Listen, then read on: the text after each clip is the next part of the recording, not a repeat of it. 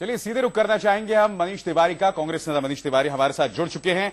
हरियाणा जनहित कांग्रेस की जो शर्त है कि भूपेंद्र सिंह हुड्डा मुख्यमंत्री नहीं रहने चाहिए, अगर आपको हमारा समर्थन चाहिए तो क्या एचजेएस से समर्थन हासिल करने के लिए आप हुड्डा साहब को त्यागने को तैयार हैं मनीष जी? देखिए, पहली बात तो ये जो सारी परिस्थिति उत्पन्न हुई है इसको एक परिप्रेक्ष्य में देखने की जरूरत है। 1966 में जब महापंजाब का बंटवारा हुआ और पंजाब, हरियाणा और हिमाचल प्रदेश राज्य बनाए गए, ये पहली बार हुआ है कि किसी पार्टी को दोबारा इतने साल बाद, इतने दशकों बाद हरियाणा की जनता ने एक मौका दिया है, मैंडेट दिया है दोबारा से शासन करने का। ये बात सही है कि कुछ सीटें कम पड़ रही हैं, पर निर्दलीय जीत के आए हैं और जैसे आपकी रिपोर्ट बता रही थी, उन निर्दलियों में से कुछ कांग्रेस के ही बागी हैं जो कांग्रेस की टिकट मांग रहे थे, टिकट ना मिलने पर आजाद लड़ गए और आज जीत गए हैं। तो देखते हैं कि समीकरण किस तरह से बनता है। पर एक बात बिल्कुल निश्चित है, क्योंकि अगर आप हरियाणा की राजनीति को देखो तो हरियाणा एक ऐसा प्रदेश है जहां पर जब सत्ता पक्ष के खिलाफ वोट पड़ती है तो उसकी जो बहुमत है वो 5 सीट पर भी रही है। कांग्रेस की 5 सीट आई थी 1987 में। तो इसलिए क्योंकि यहां पर सीधे भूपेंद्र सिंह हुड्डा साहब की बात हो रही है। राहुल गांधी अब तक ये बोलते आ रहे थे कि भूपेंद्र सिंह हुड्डा ही अगले मुख्यमंत्री बनेंगे, मगर अब आपके तेवर मानो बदल गए हैं। अब शैलजा की तरफ भी लोगों का ध्यान जा रहा है, यानी कि अब आप कुर्बानी देने को तैयार हैं भूपेंद्र सिंह हुड्डा साहब की।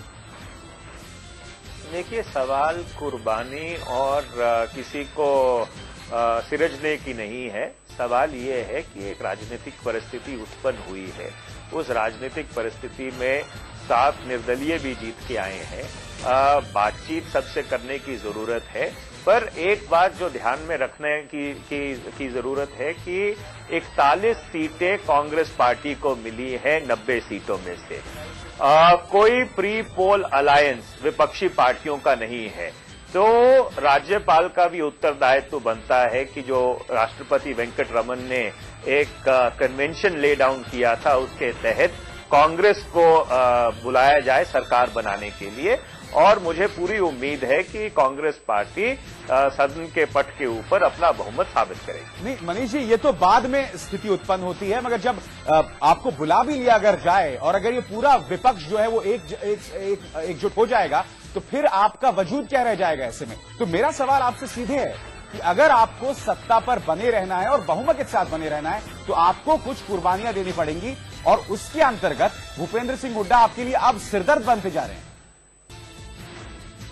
देखिए, सवाल सीधा है। संवैधानिक मर्यादा ये कहती है कि जो सबसे बड़ा दल है उसको राज्यपाल बुलाता है सरकार बनाने के लिए। जब राज्यपाल बार आपसे एक सवाल पूछा, अभी भी आपने जवाब नहीं दिया मेरे सवाल का।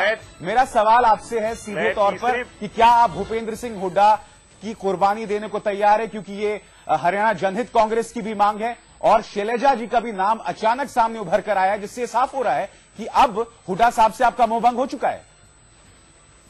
देखिए, संवैधानिक मर्यादा ये कहती है कि कांग्रेस पार्टी को सरकार बनाने के लिए आमंत्रित किया जाएगा, और जब कांग्रेस पार्टी सरकार बनाएगी तो राज्यपाल को समय देना पड़ेगा कांग्रेस को सदन के पट पर अपना बहुमत साबित करने के लिए, और कांग्रेस पार्टी अपना बहुमत साबित कर देगी। चलिए, चौथी बार भी आपने मेरे सवाल का जवाब नहीं दिया। आपका मैं थोड़ा काम आसान कर देता हूं, क्योंकि चौथी बार जो संवैधानिक इस वक्त टेलीफोन लाइन पर मेरे साथ हरियाणा जनहित कांग्रेस के कुलदीप बिश्नोई मौजूद हैं।